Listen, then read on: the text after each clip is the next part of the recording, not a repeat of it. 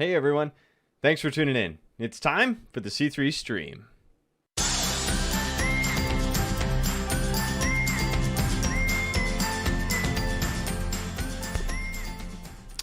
All right, good evening everybody. Welcome to the C3 stream. Glad to have you on this evening.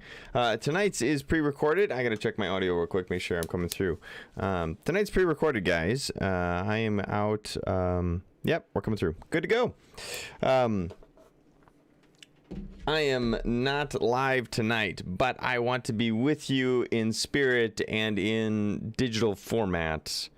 So this is a pre-recorded experience, which means you may be able to ask questions. I will not be able to respond to them. Not that I don't love you, not that I'm not interested in your questions. It's simply a matter of the fact that I am actually not physically actively doing this. I am doing something else at the moment. This happens every so often, but I want to be consistent in bringing you guys some good biblical study, because yeah, it's good stuff. So I have my hot cup of tea. I hope you got a Bible nearby and you are going to enjoy yourself tonight. Hopefully you're warm, because it's like cold. And if nothing else, we shall warm ourselves together with a cup of tea and with the joys of studying the scriptures. Just going over my notes. We got a lot to cover, and we'll see how far we get. It's all good stuff. So what we've been doing, if you're new to the stream tonight, or if you have been in the past, what we've been doing is taking a narrative look at the Bible. We've been looking at the Bible through a lens that the Bible is not actually organized in. The Bible is not organized in a chronological narrative story format. It is a small library. That's what biblio means in the Greek. Biblio means library. It is a library of books, and as such, it is organized like a library by genres. Just like you go to your library, your local library, you get the mystery section, you get the romance section, you get the historical section. Same thing with the Bible. It's organized in that fashion. So because of that, though, it can sometimes make the chronological movement confusing. We lose sight and we lose track of the narrative. So that's what we've been doing, is taking a narrative look at it and trying to put the different pieces and parts together in a sequential order that helps us make sense of kind of the layout of the Bible and the timelines that we're working with. So it's been a blast. I've been having a lot of fun. We're going to do a little bit of recap, and then we got a whole lot to do. So, all right, let's do it. Let's dive on in. Time for the fancy schmancy intro. Let's do it.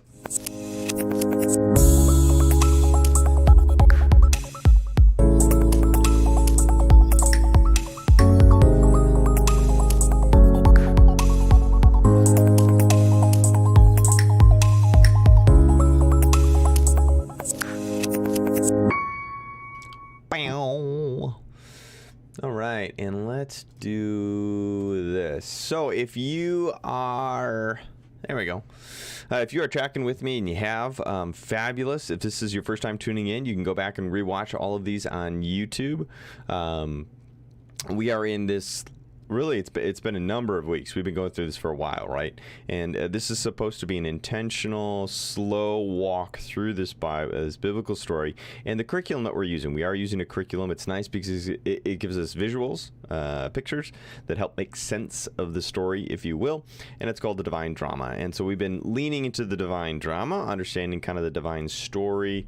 And this is where we left off. We've been looking at the last couple, really 2-3 weeks, kind of a downturn in the historical narrative. This is not the highlight reel. This is not like mountaintop moments that we've been looking at.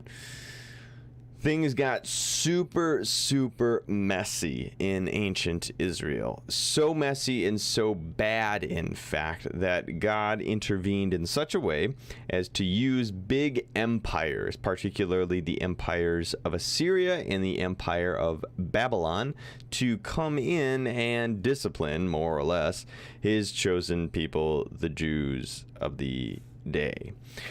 What had happened is the Jewish people if you go all the way back to, let's say, King David, that's probably a good benchmark. King David was faithful, but by the time you get to his grandson, there is civil war between Rehoboam and Jeroboam. The kingdom splits into two parts, the north and the south. The north right away begins adopting worship practices that are contrary to God's heart and God's design. You have a bunch of Jews who pretty much turn their back on the Jewish practices in an effort to differentiate themselves from King David and King David's legacy, which remains in the south. So the north goes out of their way to start worshiping local gods and idols. Kind of a no-no, right? I mean, if you commandment number 1 in the 10 Commandments, it's kind of like, don't do the idol thing. Not a good plan. Not good. Down south, however, becomes infatuated with that same practice over time. And so sadly, just as the north starts to abandon their Jewish faith, they retain their Jewish ethnicity and some of their Jewish customs, but they stop the center point, that which really truly defines them as Jewish people. They begin to abandon the worship of their God, the God of Abraham, Isaac, and Jacob, right? And so that happens in the north. The south is watching this, and it begins to creep south as well. And it becomes so bad in the north and so bad in the south that God sends these prophets to warn them, saying, hey, hello, wake up. This is not good.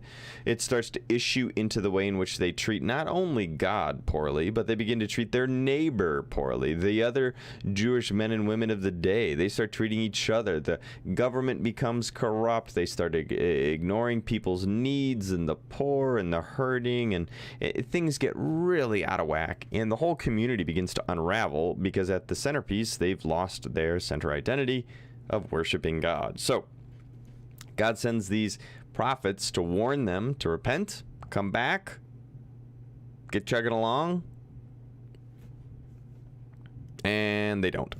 They don't listen. They run the prophets out of town, often quite vigorously, violently, and continue to do their own thing. And just as God promises through the prophets, he says, hey, if you don't straighten up, I am going to allow the pagan nations that have begun to enculturate you, right? You've adopted the pagan rituals, the pagan mindset, the pagan habits of these other surrounding nations. You're so adamant about leaving the God of Abraham, Isaac, and Jacob and being like these other powerful nations around you. I will let those powerful nations around you begin to dominate you. And more pointedly, I will bring them to you, to your doorstep. I will bring these big empires down on you. And that's exactly what happens. We talked about, the last couple of weeks, how being a prophet was not a job you really wanted. At this time, the best example that comes to my mind, quick and easy, is going to be Jeremiah. Jeremiah's whole job was to basically run around preaching and teaching doom and gloom, and the kings just ignored him. They didn't want anything to do with doom and gloom. I mean, my gosh, that doesn't really rally the troops and get people pumped up and so forth, and so they ignored him. And what he predicted, what he said God was going to do, is exactly what happens. And if you look on the map here, you see two different empires, and these are the big dominant ones. The Empire of Assyria, it stems from Nineveh, and of course, as we talked about last week, they begin to take over the whole region, that area between the two dominant rivers, the Tigris and the Euphrates, Mesopotamia. I struggled with that last week. You guys remember that? That was kind of funny. Woo! Yeah, that was. We had a really late night the night before. We were not firing on all cylinders, guys. So thanks for bearing with me. But the Assyrian Empire comes up and it moves west, interested in getting into that Mediterranean area, Turkey kind of there, and eventually an interest in moving south if they can towards Egypt. Egypt has the Nile. Egypt has wealth and riches. It's got farmland. Everybody wants to Egypt. Everybody wants it. And so Assyria is moving through and really just kind of stumbles upon ancient Israel. It's this tiny little kingdom in the middle of nowhere. They don't want to cut across to the south of the Arabian Peninsula because it's just sand. You don't march your armies across sand. You march your armies where there's food. You march them along the river, and then you cut across real short like. So that's what Assyria does. It comes in 721 BC and begins to conquer, and more specifically, as we saw last week, conquers the entire northern kingdom, which the Bible, it's very, very confusing. I know it's confusing, but bear with me. The north and the south, ancient Israel, splits into two parts. The north becomes referred to as Israel. Did you follow that? The south becomes referred to as Judah, the northern kingdom of Israel, the southern kingdom of Judah. So Assyria comes along and at first lays siege, rampages and pillages all over the north, and they become a small vassal state. But very quickly they end up capitulating, and Assyria just takes over the north and dominates the north. They end up relocating the entire northern population and distribute them throughout their empire. The Assyrians' practice was to relocate people throughout their empire in order to assimilate them into their empire. If you spread everybody out and you don't keep people together, the thought was that they're going to be easier to manage. They're not going to rally around the, bring back, the kingdom of Israel type thing if they're all over the place and they don't see anybody else who's Jewish. If you take everybody and you don't have any of your neighbors, any of your friends again, you're not going to cause a insurrection or rebellion. So that was the Assyrian model. So the entire 10 out of the 12 tribes, gets completely wiped out and lost to history. Wiped out in so much as distributed across the Assyrian Empire and vaporize. The northern kingdom is just simply is no more. Gone. Poofed. Okay? There's a handful of people that remain in the capital of Samaria, but they end up, just as Assyria pulls people out of ancient Israel, it also brings people into ancient Israel. And so those people that it relocates into ancient Israel end up being the dominant population and intermingle and intermarry with the few residents who remain. So even if you are one of those few Jews who the Assyrians let stay, you end up with a husband who was in the Assyrian army who now is your husband. And as far as the south is concerned, you are mixed blood. You are impure Jews. You are Jews who have the taint of the Assyrian Empire in you. And with the Assyrian Empire comes, again, all of the Assyrian gods, all the Assyrian culture, all the Assyrian value sets. And so at first, you're not allowed in Assyria. They didn't allow you to worship Yahweh up north in Samaria, for example. But eventually things got really haywire. Some lions start running around, and Assyria realizes this must be some sort of god thing. So they send a priest back. They actually send a single priest back to ancient northern kingdom of Israel, and he's supposed to teach the locals, who they just repopulated with that area, about the God of Abraham, Isaac, and Jacob, so that he would be appeased and they would stop having lions come around and maul people. Again, not a story you hear a lot about in the Bible, but it's there.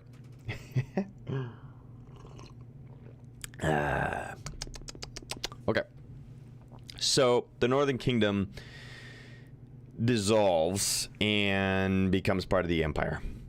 The southern kingdom manages to keep its legs under itself. And it's a huge testimony to the king of the day. His name is Hezekiah. And Hezekiah in 2 Kings 18 has this, kind of that middle chapters of 2 Kings, middle end, has this extraordinary measure of faith, and his contemporary is the prophet Isaiah.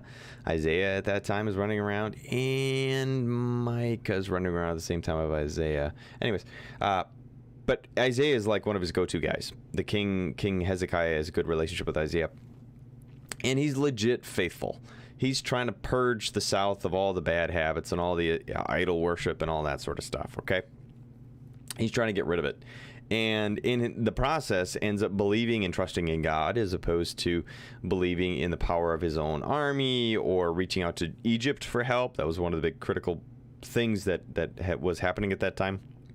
Rather than looking to God for deliverance, they would look to other powerful empires, and they would reach out and make a treaty with another empire and say, come save us, instead of turning to God and saying, come save us. Hezekiah does not do this, however, and so he ends up saying, come save us to God, and God does it. He does some supernatural, incredible stuff. God does, and intervenes in such a way that Assyria ends up turning tail and heading back to manage its empire, and more or less end up getting bought off, right? They just kind of get bought off by the southern kingdom of Judah. Assyria is also at that time and point in history getting so big, it's getting hard to manage. It's that size of empire, and because of the way in which they manage their empire by this whole relocation effort, it finally outgrows itself and begins to cave in from the inside. And quite literally, from the inside, the next empire rises. One of the vassal states of Assyria is directly to the south. It's Babylon. You can see it there on the map for you. The map displays how Babylon is located kind of where the two rivers meet. And the vassal state of Babylon begins to chew up this crumbling Assyrian empire and swallows huge tracts of land from Assyria. They rebel and they end up gobbling up easy pickings for the Assyrian Empire. And the way Babylon manages itself is radically different, completely different, totally different than the way that Assyria does things. When Babylon takes over an area, rather than doing this whole deportation thing, Babylon comes in and says, look, you can worship your own gods, you can stay where you are, we will let you do those things. We just want the wealthy and powerful people. Okay, so we want the skilled laborers, we want the politicians, we want anybody who would be royalty. We'll take them and turn them into little Babylonians. And so as they conquered and conquered and conquered, they would take anybody who has any measure or substance of wealth and influence in local communities and transport them to Babylon, leaving the lower class to kind of squalor and pay taxes. And so that was Babylon's methodology, different than Assyria. They only wanted the upper crust, if you will. And that's exactly what begins to happen in relation to the southern kingdom, as we'll see in a second. So Babylon is on the rise, gobbling up Assyria, and also because it's easy to gobble up a falling, crumbling empire, Babylon moves west as well. Because Assyria moved west, Babylon moves west, chewing up the empire as it goes and making Babylon the dominant. In 2 Kings 24, we find out what happens related to the southern kingdom of Judah. You want to see? Let's do it. Bum, bum, bum. Here we go. Oh, yeah. Look at that. Better. Yeah, go see more. There you go. Now you can see better even. All right. So here's the dealio. Basically, 2 Kings chapter 24, you have this guy called King Nebuchadnezzar. You ever heard of Nebuchadnezzar? Look at that name. Say that 10 times fast. King Nebuchadnezzar of Babylon. And he's leading the invasion, okay? And he invades the land of Judah. At that time, Jehoiakim is the king in Judah, all right? So during Jehoiakim's reign, Babylon comes a-knockin'. Jehoiakim surrenders and buys him off. He pays him tribute and becomes a vassal. Okay. Again, a vassal is a fancy term. It's thrown around in a lot of different big, thick books and stuff like that. But it basically means you pay a hefty tax to an overlord. They kind of let you do your thing. You might be like a puppet king of some kind. As long as you pay your taxes, you're good. And if they, they might take conscription, they might do some forced labor. They're in charge. They're in charge, but they're not going to wipe you out. You continue to be the local law, the local magistrate. You continue to have your local customs, but you got to pay tribute. You got to pay your taxes, and usually if they want your military to declare war, that would also take place. So the way that Babylon would replenish its reserves and armies is by creating vassals who in turn, you can just see how you begin to get more and more and more vassals. Well, you command your vassals to go to war with you. And so, ancient Judah, better way to say it, ancient Judah became one of these vassals where they pay taxes and they're kind of kept under heel. Well, this goes on for 3 years until they decide to rebel. Also common in vassal states. Well, then notice who sends. The Lord sent bands of Babylonian and some other peeps as raiders against Judah to destroy it, just as he promised throughout the prophets. So here you're getting the lens of the author. The author is saying, look, God is ultimately the one behind the pain and the suffering, in so much as God had promised it through his prophets. So the people brought the pain and suffering on themselves, let's be clear. By chasing after false gods and inviting destruction on themselves, God allows that destruction. He's kind of like, poking it and bringing it about in some ways. It's a really sticky wicket there. I don't want to get lost on that theological point another day, another time. But God's the one, and he had promised this through the prophets. So this is a way of saying that the reader, us as the readers, are hearing the author point out that the real problem here is faith and faithfulness. That's the real issue. What's really at stake here is not, empires. The empires are merely the puppets and the vehicles by which God is, the tools that God is using. Okay, that's important to distinguish, and we'll talk about that more in a bit. These disasters happened to Judah because of the Lord's command. He decided to banish Judah from his presence because of the many sins of Manasseh.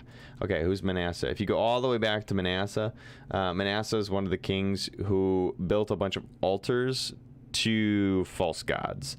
So it became a term in the king's literature, bad. Okay, read Manasseh, bad. Manasseh is the archetype opposite of David. When the author writes that a king followed after or walked in the ways of David, they were a good king. They were faithful, they were kind, they were generous, and most importantly, they were grounded in their faithfulness towards the God of Abraham, Isaac, and Jacob. Whenever the Bible says this king walked in the ways of Manasseh, it meant that they were not good, that they did whatever they wanted, they abandoned the laws, they abandoned the Jewish way of life, they built temples and pagan shrines, okay? And so when it says because of the many sins of Manasseh, it's saying when they adopt, the southern kingdom of Judah began to embrace and live out all of its Manasseh's pagan influences and enculturation, who filled Jerusalem with innocent blood. The Lord would not forgive this. Yeah, not good. The rest of the events in Jehoiakim's reign are all recorded. He dies, and Jehoiakim becomes his son, next king. The king of Egypt did not venture out of his country after that, for the king of Babylon captured the entire area formerly claimed by Egypt. This is important in so much as Egypt became, ironically, the fallback to ancient Israel. So this is also the author pointing out and letting you and I as the reader know that there's some irony going on here. If you think all the way back, you remember the ancient Israelites fled from slavery in Egypt. Then, when bad things start happening, who do they reach out for to deliver them and save them? That would be Egypt. The irony is just so rich, and that is not lost upon God nor the author of 2 Kings. So here you find how the king of Egypt cuts his losses and allows Babylon to have Judah. All right, so now there's the next guy, Jehoiakim. He's 18 years old. All right, I feel bad for this guy. And he rules there for 3 months. Now, bummer, does what is evil. Not cool. So, he's a young guy. Doesn't last very long.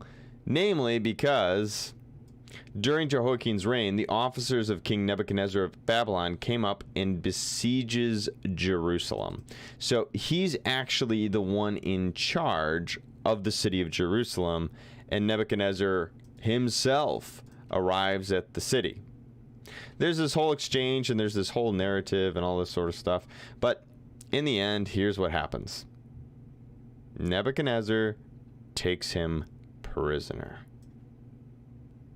On top of that, Nebuchadnezzar carries away all the treasure from the Lord's temple and the royal palace. If you remember back to last week, we left off on how the one downside to Hezekiah, a good king, is that he welcomed some envoys from Babylon when Babylon was still a small, budding empire, a little vassal state.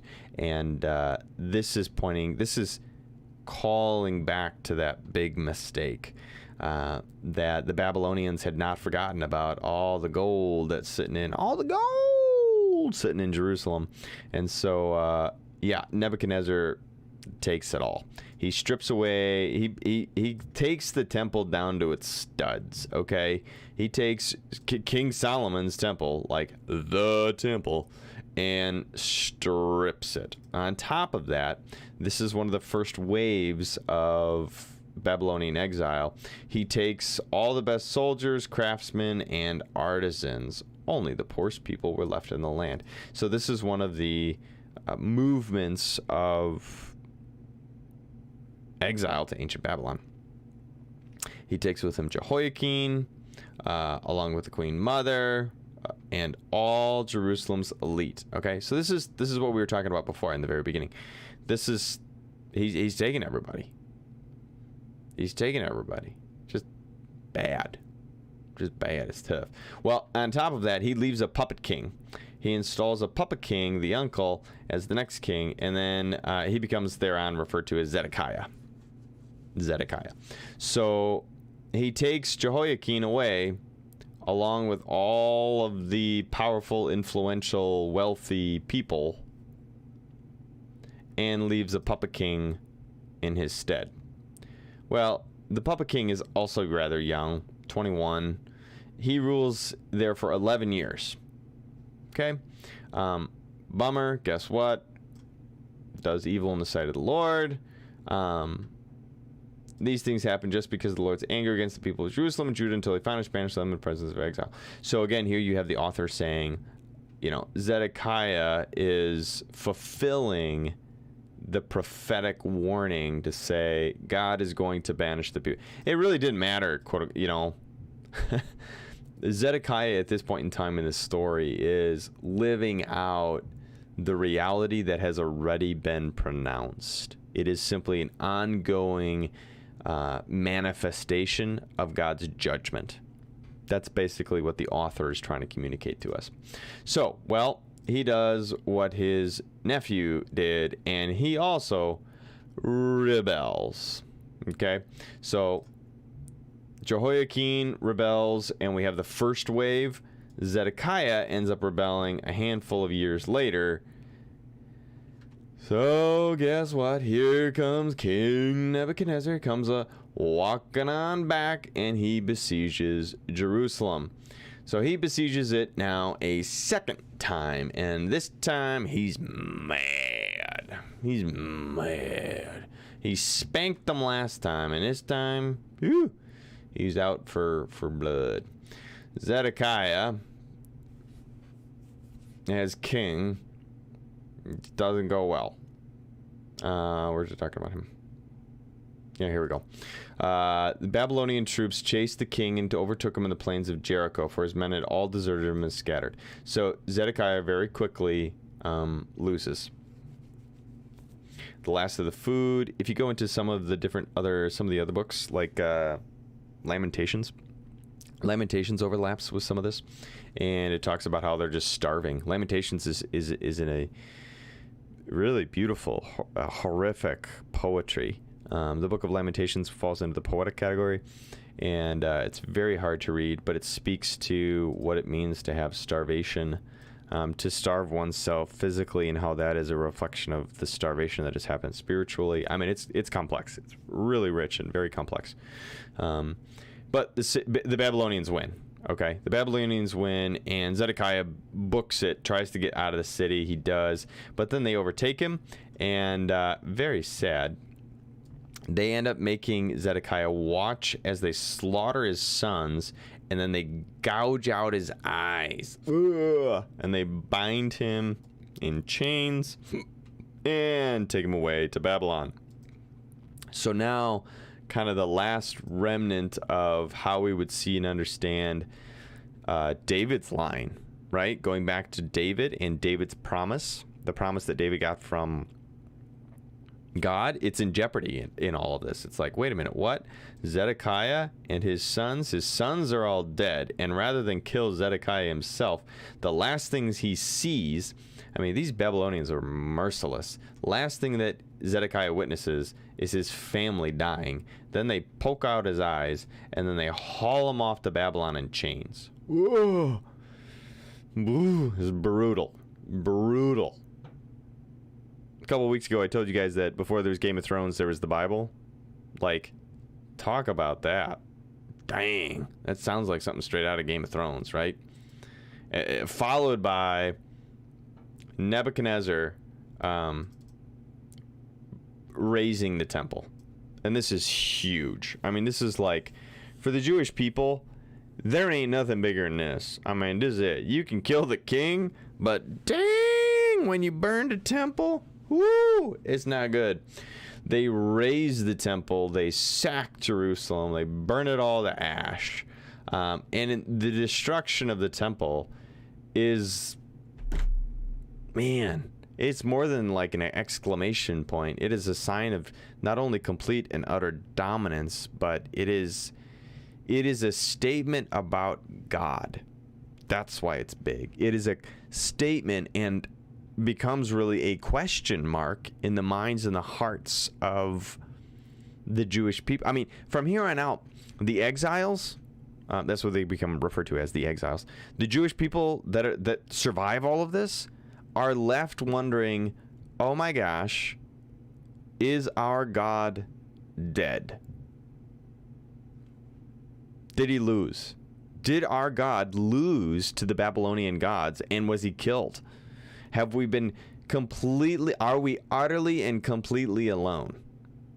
Could God still be alive and in charge when the Davidic line has been decimated, hauled off and chained with eyes gouged out to Babylon, and the temple, the place that the Lord said he would dwell, the place that the Lord said he would attach himself to, the place that God himself and his presence manifested, where he ruled and reigned for, the place of overlap between the divine and his creation earth is the temple. And now that overlap, that connection point has been severed, torn, rent asunder, destroyed. Whoa. It's big. It's big. The captain of the guard takes some more exiles as the rest of the people who remain in the city, the defectors who had declared allegiance to the king of Babylon, and the rest of the population. The captain of the guard allowed some of the poorest people to stay behind to care for the vineyards and the fields. So here we have the second movement. Okay, so yeah, let me show you. Here we go. You see the timelines here. The top one is 721 BC. That's the Assyrian Empire. If you look at that second arc, you can see in 597 and 587 BC. That is the first and then the second wave of Babylonian exile. So on the first wave, you've got the King Jehoiakim, and the second wave in 87, you have Zedekiah happening. And in that second wave, yeah, there's a little torch temple in the top corner. Yeah, sorry, jumping ahead. So that's to show you that there's kind of two big waves. Notice on the bottom left in 582 BC, there is a third wave. And that goes bad poorly. That goes real nasty too. That 582 has to do with Jeremiah? Ezekiel. Nope. Yep. Nope. Jeremiah. Jeremiah's story is just oh, poor guy. Read Jeremiah someday and just, have a cup of cocoa and read it. It's intense. Poor guy. He's referred to as the weeping prophet, Jeremiah. And he's down south, southern kingdom of Judah. He's a prophet to the south. He ends up being more or less forced, captured. He gets marched south to Egypt. There is a contingency of the poorest of the poor who is left in ancient Israel, ancient Judah. Yeah, better way to say it, Judah. In the kingdom of Judah, after the two waves to Babylon, a third wave leaves and flees this. Jerusalem's just a bunch of rubble. The countryside has been totally pillaged and destroyed. I mean, ancient Israel has been, it burned out. The whole of ancient Israel has been absolutely decimated. The north has old Assyrian influences and retired Assyrian soldiers living up north. And then the south has, these new Babylonians moving in. And so some of the poor people left make the call, and they decide to go down to Egypt. And it's actually really sad. It breaks God's heart again, that they return to the idea of ancient Egypt and the slavery. They return to and flee, because it's particularly sad because throughout the prophetic warnings, while God is warning them over and over and over again, he's saying, hey, stop, turn around. As when the tipping point comes and God says, I'm bringing the big dogs your way. Here comes Assyria. Here comes Babylon. Maybe they'll wake you guys up. Even as God is doing that, he consistently, there's a thread of grace and forgiveness and promise of a future. Jeremiah, I keep referring to him because he's such a great classic example. There is the famous verse in Jeremiah 29:11, for I know the plans I have for you, plans not to harm you, but plans to give you a future, to make you prosper, to bless you, to bring things back to health and well-being and normalcy and goodness, if you will. It's a famous verse. And basically, God is promising over and over and over again in a variety of the prophets what we refer to as a remnant. Fancy word, remnant. Yeah, you don't ever really hear that word used, right? I mean, where do you run into the word remnant? It's not a very commonly used word, but God promises a remnant, that he's going to keep a faithful few, and that he will someday restore ancient Israel. And so to see people, even the poorest of the poor, fleeing to ancient Egypt is basically rejecting that promise even then, that God will somehow make things okay in the end. the abandonment of ancient Israel, even by the destitute leftovers, is a statement of abandoning God once again, and even his promise of restoration and that remnant. So, okay. Let's see. What else can I show you? 25, 26. A bunch of Babylonian stuff. Nebuchadnezzar assigns a governor, kind of a local guy to kind of rule. There's a lot of violence still because the people, there's still a lot of violence in it.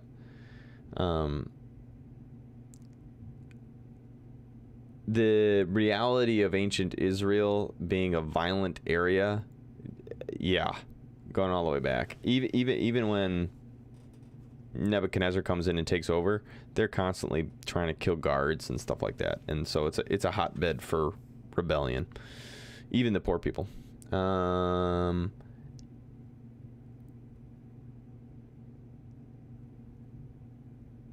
Jehoiakim is living in exile. Bear that in mind. Yeah. So Zedekiah is in chains. Jehoiakim has been dragged off, and his son Jehoiakim of Judah is also now sitting in Babylon. And Jehoiakim, the son, ends up being treated okay. Ends up kind of the king of, not Nebuchadnezzar, but the guy who comes after Nebuchadnezzar actually ends up taking care of him, gives him a small stipend, gives him some good food, kind of that sort of stuff. And this is how 2 Kings ends. I should show you. 2 Kings ends with this: hope for Israel's royal line. I mentioned before, like one of the big question marks is like, what's going to happen to the Davidic line? Zedekiah, it ain't going to be continued through Zedekiah. His kids were all killed. All of his sons were killed in front of him, and his eyes get poked out. But what you forget is that Jehoiakim and Jehoiakim are hanging out in Babylon while Zedekiah was ruling in Judah. So a new guy ascends to the Babylonian throne, and he's nice to Jehoiakim and ends up releasing him. He's got to still stay in Babylon, okay? So it's kind of still like, house arrest, if you will. He can't go back. But he's at least allowed, to dine in the king's presence for the rest of his life. He gets regular food allowance as long as he lives. This is a way of saying there's hope for the future. That's what, for as bad as it all ends, 2 Kings still wants you to know and understand and see God's not done yet. Things have been horrible, but God's not done quite yet. Okay?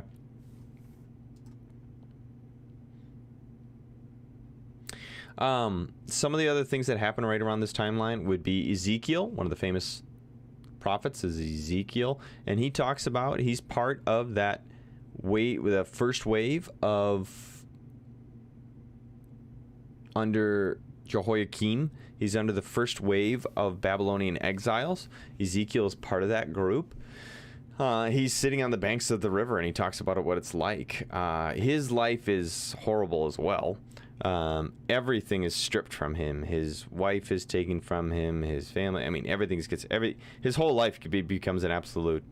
He just has everything taken from him, which is supposed to be a meaningful representation of how God is stripping away everything from the southern kingdom of Judah. Okay, so Ezekiel is a very famous prophet.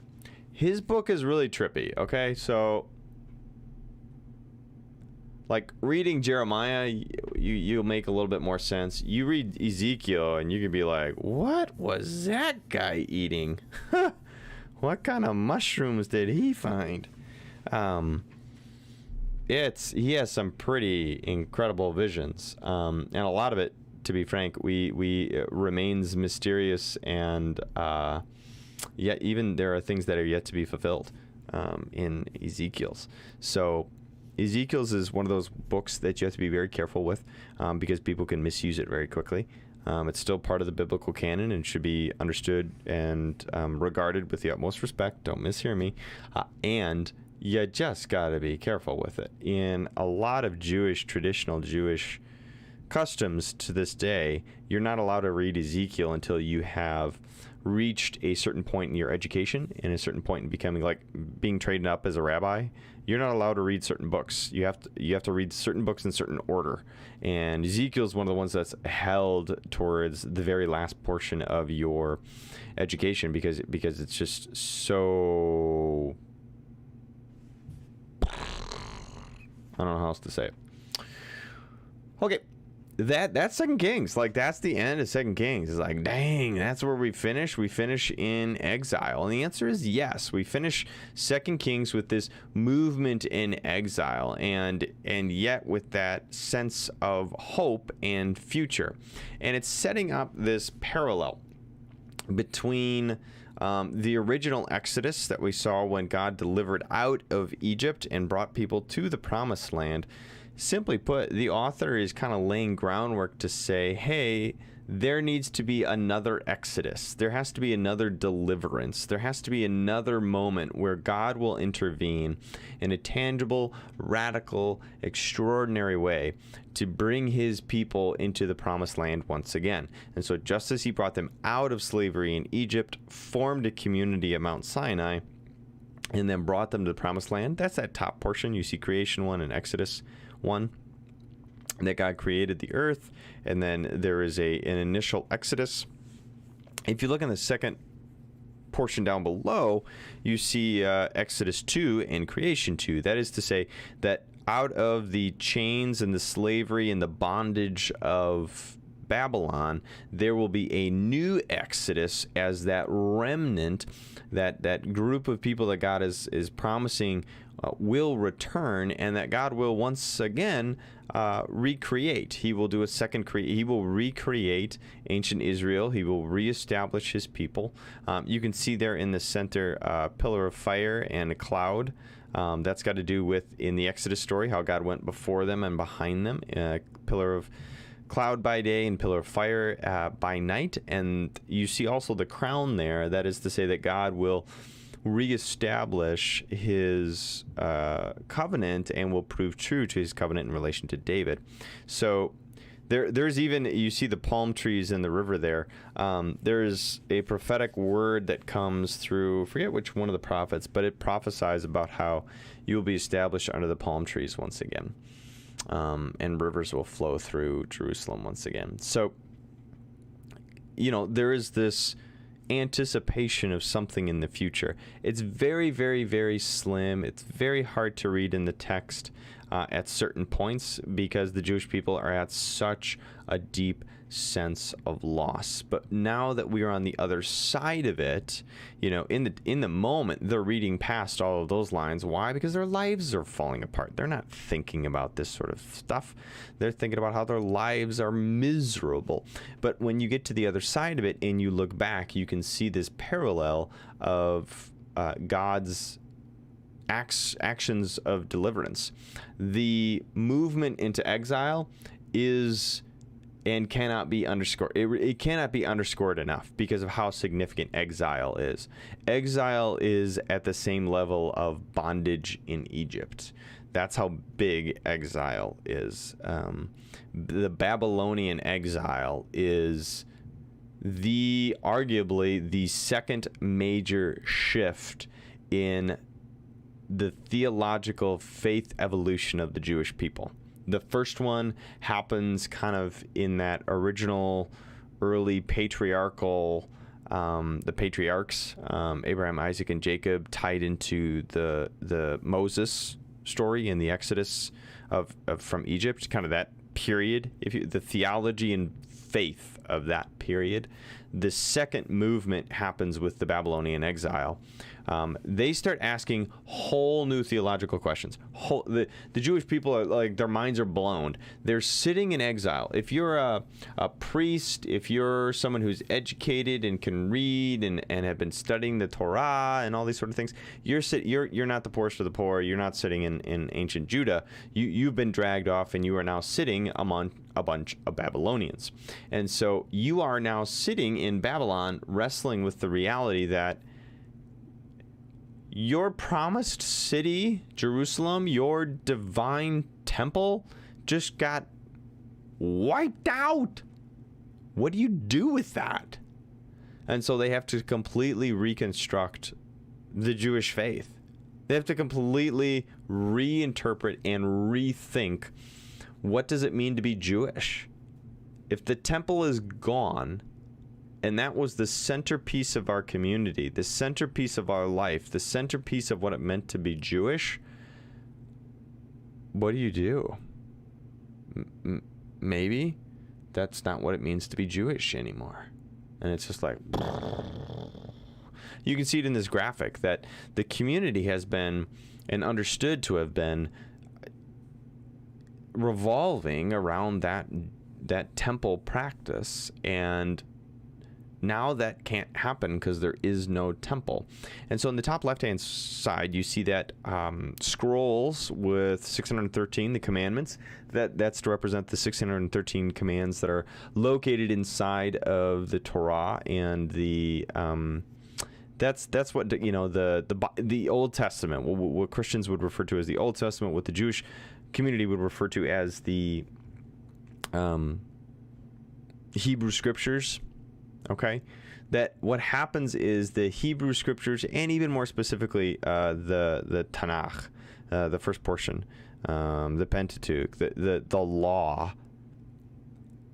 That's all jargon you guys don't need to worry about. But the temple no longer defines Judaism. It gets replaced by, and what moves into the center is the Hebrew Scriptures. The Scriptures become the centerpiece of the Jewish community now. That when you move into exile, you can't bring a broken down temple, but you can bring scrolls. You can bring the stories. You can bring the law, and you can begin to follow and observe that law as best as you can, even in exile. What it meant to be Jewish shifts from worshiping at a temple to now this imperative to preserve the cultural, ethnic, religious way of life, which is found and encapsulated in the Hebrew Bible. So the Jewish faith all of a sudden shifts from being all about the temple to being all about the Torah, all about the Torah, all about the Hebrew Scriptures. And so in Babylon, they just pour themselves into the Bible, and they begin to go back and they begin to reread things in whole new kind of ways. They begin to even write much new literature that becomes eventually canonized. As an example for you, many of you might be familiar of seeing, at least in the somewhere you might have bumped into the biblical book Job. You guys know the book of Job? You ever heard of the book of Job? The book of Job is, most scholars believe, written during the Babylonian exile in response to the Babylonian exile. That it is a beautiful metaphor capturing the essence of what it means to wrestle with the reality of God's sovereignty, of loss, of, I mean, you read Job with a whole new light when you read it through the lens of the exile, realizing that most scholars believe that the grammar and the syntax and the word choice and all that is consistent with the exilic period. So you have a bunch of Jews sitting in Babylon wrestling with the reality that the Jewish way of life has been utterly destroyed.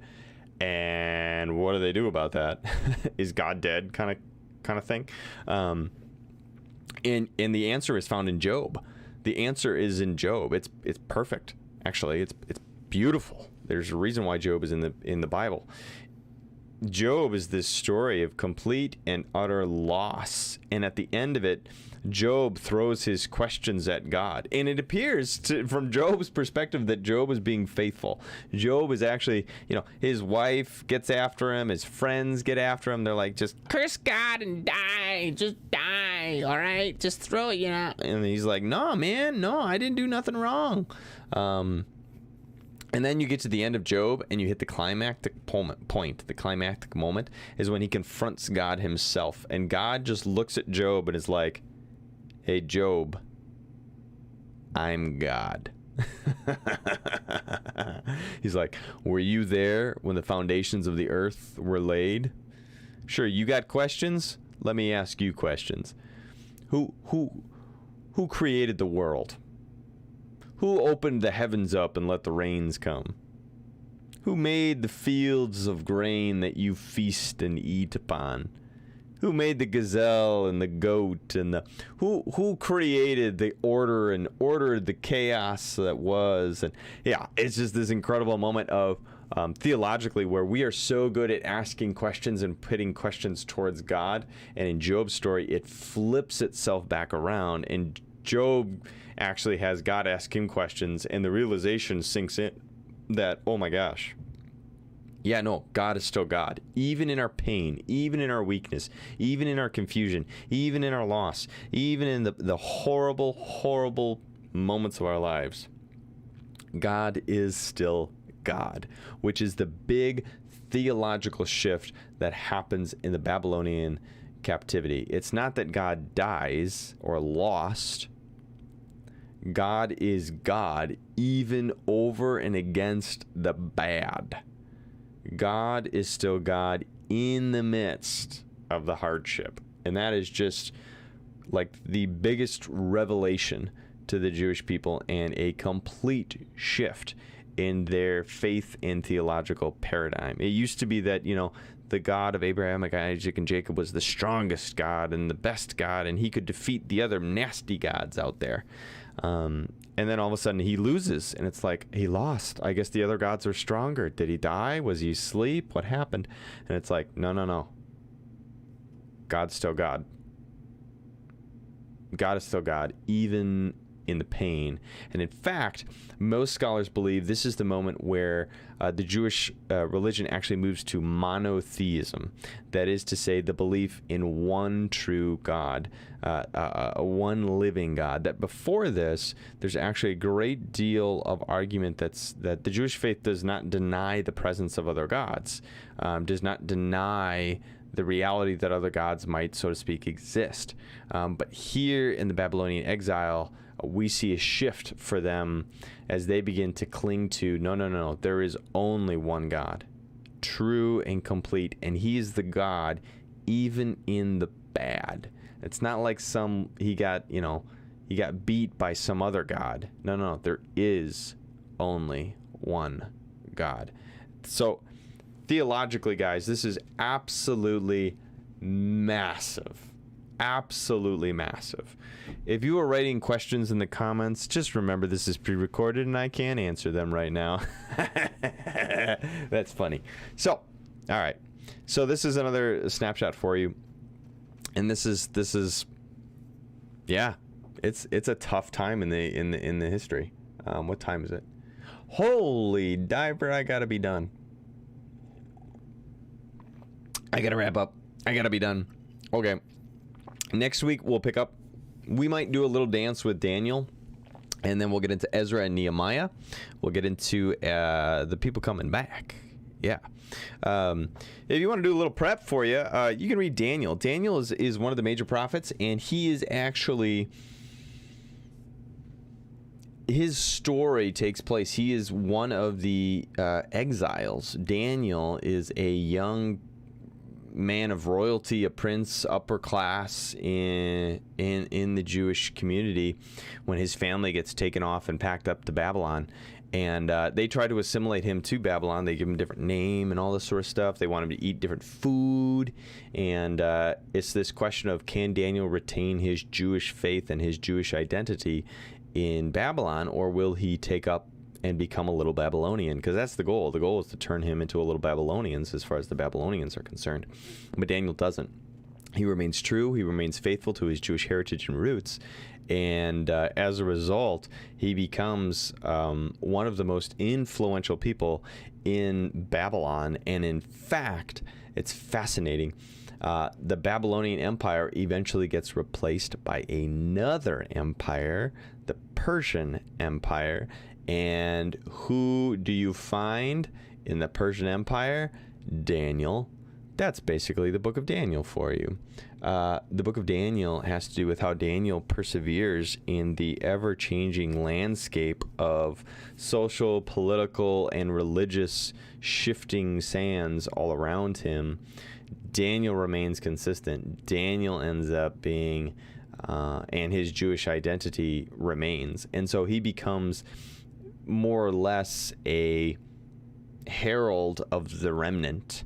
He becomes a forerunner of Jews coming back home someday.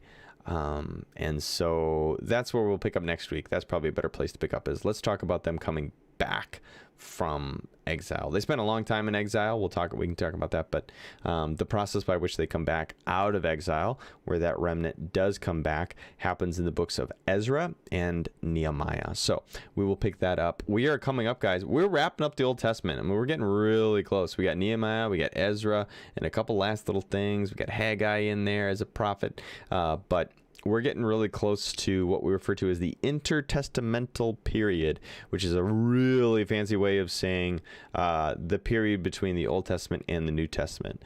So we're actually going to be hitting New Testament right around the time of Lent. Oh, that's perfect. Oh, I'm loving that. Hey-oh. Lent is coming hot and heavy, everybody. So we'll be timing that. Like, we'll be talking about Easter, right around Easter. How awesome is that? That's like perfect. That's like divine. Thank you, Lord. That's a gift. Okay. All right. That's enough for tonight, guys. Thanks for joining me. Again, this was pre-recorded, so I thank you for tuning in. If you did have questions, feel free to drop them in the comments, and I'll see if I can get to those, kind of ping you back or whatever it might be when we do next week, right? We'll be back next, it'll be just still next week too. For the moment though, hey, thanks for being part of tonight. Thanks for tuning in. Thanks for being here as part of the online community. Really value the fact that you guys are willing to invest in your faith and grow in your faith, hopefully your friendships as well, as we become friends online and you get to know some of the other people who are tuning in online alongside you as well. Want to make the invitation, as always, come and join us not only for the online experience tonight, Tuesday night teaching, but also tune in on Sunday mornings. Come be a part of it. On-site, online, we're a church that's both online and on-site now. 8 o'clock, 9 o'clock, 10:30. Second part of the sermon series, Sun Stands Still. Sun Stands Still. Pastor Bob's kicking it up before we get ready for Lent on the horizon. Lent's the fancy word for the weeks leading up to Easter. We begin to shift and orient around and get ready for Easter after the sun stands still. So come hang out with us. Come bring somebody to hang out with us. Come be a church for those who aren't here yet. And yeah, come, let's make it happen, guys, right? Hey, want to make the invitation as always as well. Boom. Come and be part of not only Tuesday nights for Tuesday night teaching, but hang out with me on Thursday mornings. Would love to have you do that. It's a totally different vibe. It's a totally different gig. We do some scripture, we do some prayer, and then we do some Holy Spirit shout outs. It's a great chance for us as community to connect and do some meditation, do some time together, and really just kind of ground ourselves for the day. So want to make that invitation. Thanks for hanging out with me tonight. Hopefully this was blessing and fun. Hopefully you learned a lot and you feel better equipped as you read your Bible and get into your faith. It is important and it is so very valuable. Thanks for hanging out, guys. God bless you. Go live some lives. Go elevate Christ. Go be a church for those who aren't here yet. And we'll see you and talk to you on Thursday morning. Come hang out with me. Otherwise, we'll see you on Sunday for sure as well.